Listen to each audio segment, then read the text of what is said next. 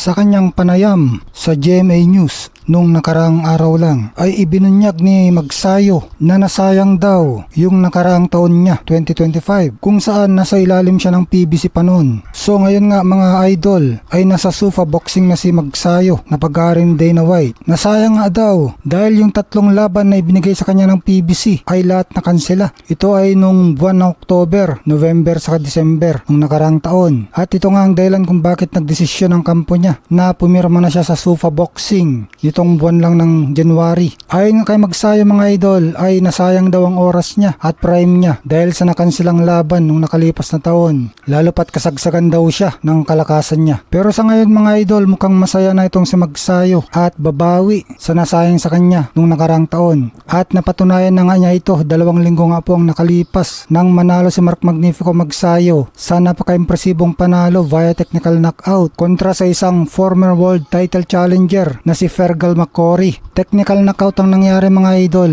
dahil kawawa na itong kalaban niya kay Magsayo kaya itinigil na ng referee. Itong nabanggit na laban na ito mga idol ay debut niya sa Sufa Boxing at debut din niya sa lightweight division. Maalala mga idol na lumaban siya noon sa 126 featherweight division kung saan naging world champion siya. Malakas naman daw siya noon sa featherweight at naramdaman niya yon sa mga ensayo at sparring. Subalit pagdating daw sa laban ay nawawalan kanyang lakas dahil sa nadijeta siya at pigang-piga sa pagka-dehydrated. Mas ganon mga idol ay naging world champion pa rin siya noon sa featherweight taong 2022 kahit tinis niya ang hirap ng hindi komportableng timbang. Pero ngayon daw sabi ni Magsayo na nasa 135 pounds lightweight division na siya at dito na siya lumalaban ay napaka-komportable na daw ang kanyang pakiramdam dito. Kaya nga tingin niya mga idol na magiging world champion siya dito sa division na to at siyang pinakamahusay sa division na to. Sa ganda daw ng pakiramdam niya dito sa division na to mga idol,